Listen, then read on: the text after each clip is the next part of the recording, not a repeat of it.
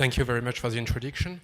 So I present myself. I'm Mathieu Ami from the car manufacturer Renault and from the laboratory last CNRS. I'm actually in first year PhD student, and I will present to you my work on adaptive fault tolerance on ROS. So first of all, I would like to show you some definition to have the theory behind our project. So first, we start with dependability, which is the ability for a service to continue to, for a system to have a service that can be trusted when it expects errors or changes. So I will not talk about security, I will only talk about safety, which can be described with four main subjects, which are the prevention, the removal, the forecasting, and the tolerance of errors in the systems. I will talk myself about fault tolerance, which is the design and implementation of fault tolerance mechanism in order to ensure the transition to a safe state for the systems. But I will also talk about resiliency, which is the persistence of the system when it faces changes. So what exactly is adaptive fault tolerance? It's a mix of resiliency and fault tolerance.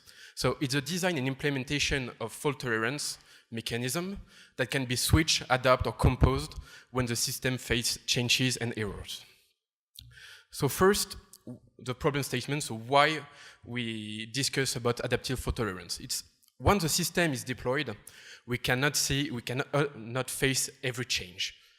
We cannot predict what the system will be able to react with environment change, with development problem, and so we want to develop safety mechanisms that can be adapting, that can adapt themselves to the situation, to the environment, to the system architecture.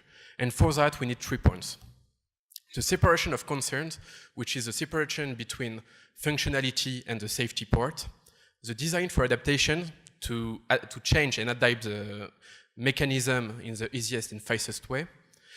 And a remote fine-grained update, sorry for my English, in order to develop them offline and to implement them online on the embedded systems. So the point is to design the systems as components that can be connected, and that's why we're here for ROS. And the point is to have 2 types of resiliency. A hot resiliency, that is the modification of the component graph, that's adaptation of the mechanism at runtime, and the cold resiliency, which is the analysis of the safety analysis, the development of the new component, and the update of these components to the embedded systems. So I present to you 3 examples of fault tolerance mechanisms. First one is primary backup replication. So as you can see, as a service is replicated, the client only sends a request to one of the replicate, then it's compute and checkpoint its state to the other replication. The second one is the leader-follower replication. The difference is it's always for crash fault tolerance, which means if the hardware crash, we need to have a replication to ensure the states of the systems. The difference between the primary backup replication and the leader-follower replication is that the requests are sent to all the replication, but only the leader, the first replication, send the answer to the others. The last one will be the time redundancy, which tolerates the transient crash fault. For one request, the system will compute the service multiple times and then compare the answer to see if there is errors in the systems. So to do that, as you can see, for the same fault model, we can have different application behavior or different resources. For example, the primary backup needs to save its state, the answer, and to send a checkpoint, which need a large bandwidth, but it don't need to have a deterministic application.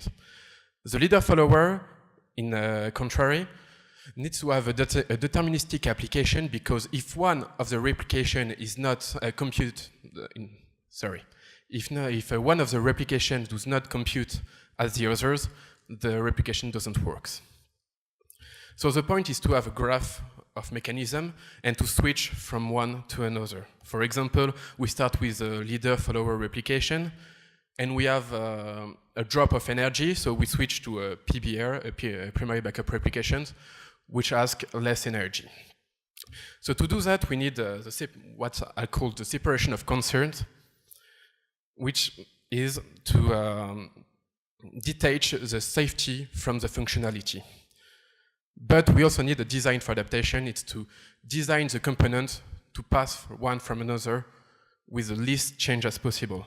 That's why we design the mechanism with 3 parts: the before, the proceed, and the after. The before is the synchronization of the replication before the execution, and the after is, of course, the synchronization of the replication after the computations. As you can see, the difference between most of the mechanism are the before and the after part, and that will be the only component that will change when we try to adapt them. So that's the end for the theory, and now we will start the implementation of this mechanism on ROS. So we start with a generic situation. We have only a client and a server, which provides a generic service. We don't care about the service. And our point is to implement the safety mechanism between the systems. As you can see, we don't touch the client, we don't touch the server, we only add few components to ensure the dependability of the systems. So next is implementation of the primary backup. As you will see, it may seem a bit complicated, but here you have, I don't know, here you have the, sorry. So you have the primary, the backup, so the server is replicated. As you can see, we have the safety mechanism, the before, the proceed, and the after. And the mechanism is really simple. We have interfaces between the machines, so with the proxy and the protocol. We have the mechanism itself with the before, the proceed, and the after. And we have the crash detector nodes and a recovery node in case of crash. So what happens, for example, if the master crash? The point is to ensure the service to another computing machine. We only have to reactivate, for example, the topics that communicate between the proxy and the protocol. So that's the point with the primary backup replication. And as you can see, the only change that we'll have between the 2 mechanisms, the primary backup and the leader follower, we only have to kill the before and the after of each replicase and to launch and remap the component for the leader follower mechanism. The other implementation, which is important, is the time redundancy mechanism. As you can see, so we save the states of the server before the computation, we compute it, we store the answer, we restore the states of the system, compute it a second time, and we compare the answer. So that's the point to tolerate transient crash, transient fault.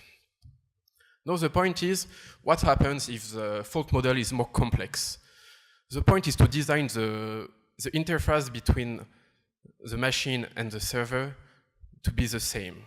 What I mean is that we need to have a proceed and the protocol that have the same input and output. So to have an adaptation, we only have to kill the proceed and to relaunch a protocol before, proceed, and after to have the composition of 2 mechanisms. To do that, we only have to stop the protocol, kill the proceed, relaunch, launch the mechanism, for example, so the time redundancy mechanism, and to restart the protocol.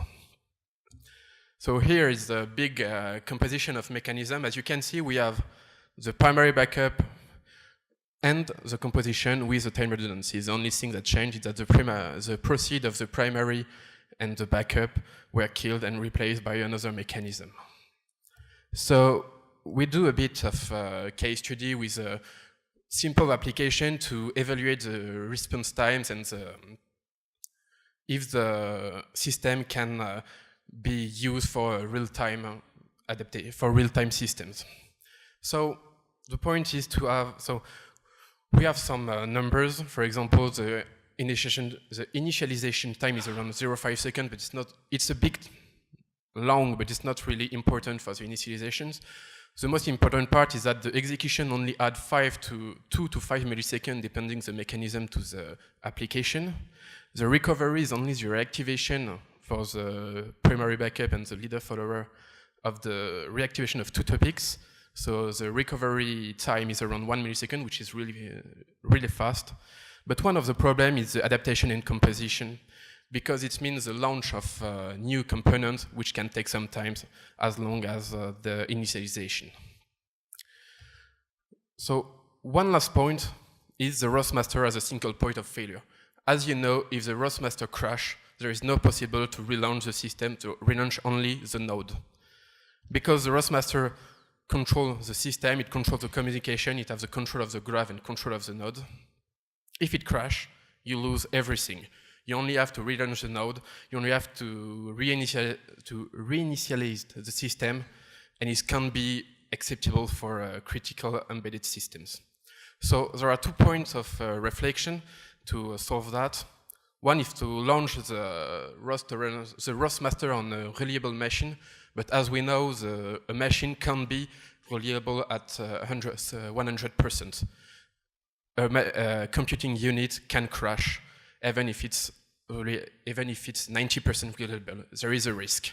So we work with Northern University of Massachusetts, Boston, to try a way to checkpoint the state of the masters and to relaunch it in order to keep the system alive. So I did not design DMTCP, which means distributed multi-threading checkpointing. I invite you to check that. It was developed by Gene Cooperman, so a researcher at Boston University. But I will try to explain to you how it works. So first, DMTCP only works with a Linux kernel. You don't need a lot of API. It's an open source software that can be found on the net and SourceForge, if I remember well.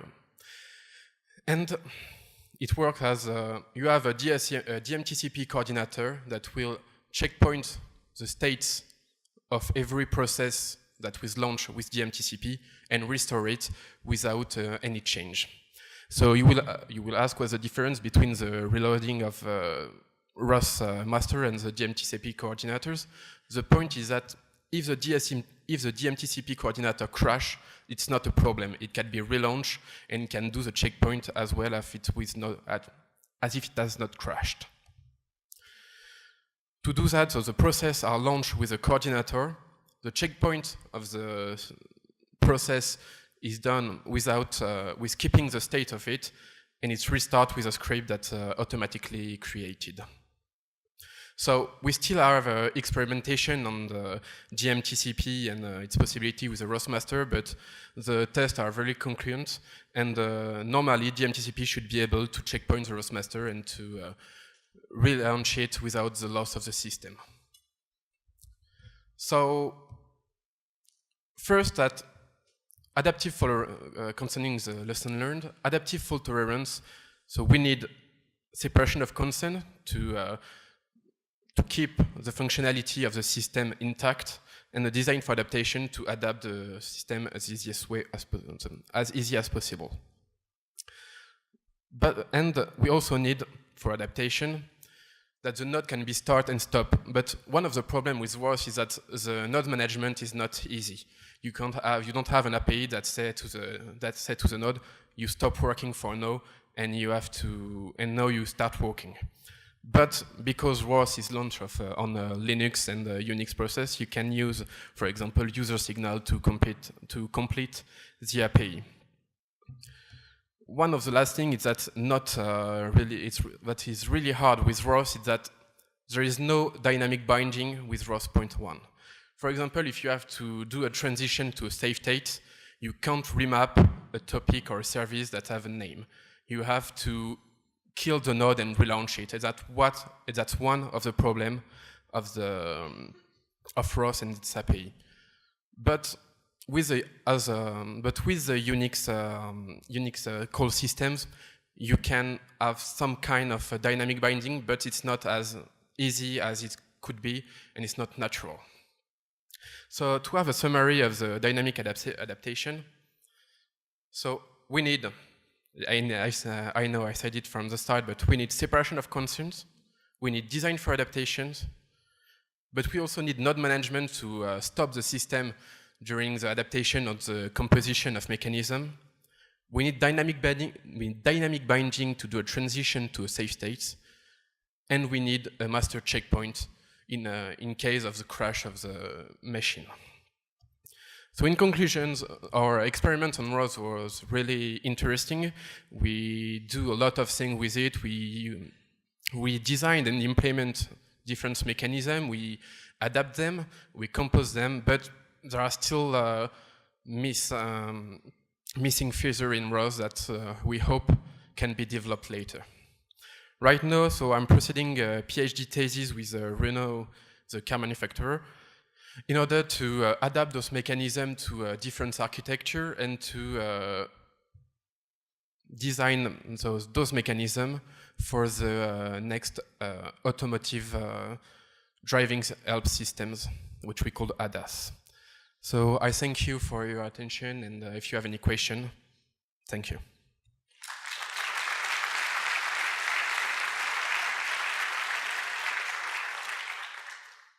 Yes, please. Hi. Have you looked at how your system might interact with or interfere or basically get in an argument with process management systems like System D? Like what?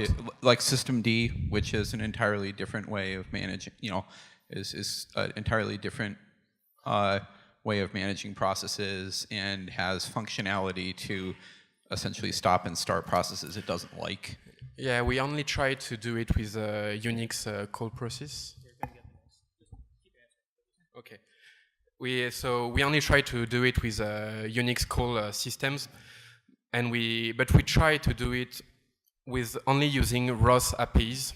That was the point of our work. It was to do the most with ROS libraries and ROS calls and ROS management, but we do not seek any further for the node management. We did not try to use another system to manage the node. We only use user signal to stop and control the node, and we try to see if there are libraries or APIs in ROS that can do that, but we did not find them. Okay, and you didn't encounter any like interference or things dying on you or starting on you unexpectedly? No, if we stop the node, it's restart with the same behavior. We do not have any loss in the system. For example, we don't have any loss with the messages, with the behavior of a one node. If you use a user signal to have the node management, it starts and it stops as naturally as it's possible. There is no interference with the behavior of the systems. Okay, I hope I answer your question. Yeah, mostly. Thank you. Thank you. Do we have time? Can you talk about the resource overhead in using DMTCP? Like, would you deploy that on a production system? Yeah, so it's Gene Cooperman from the Northern Boston University. He developed that. It will to be used for every system, every process that work on Linux. It's I did not develop DMTCP. I only work in order to checkpoint the ROS Master, so I can't talk about the DMTCP precisely. But there's a lot of documentation on the web. You can download DMTCP and try it to launch and to kill and to restart processes, to checkpoint processes. But the few experimentations that we do with Gene Cooperman was really exciting and have a good result. Only have a few modifications to support pseudo terminals and to support ROS. But it can work really nicely with every process. It can be used as plugin in every C++ process, and it can be used with Unix process and process developed with C++. But as I say, I only work on the adaptive tolerance, and to have more precision on this work, you will have to look at it on the net.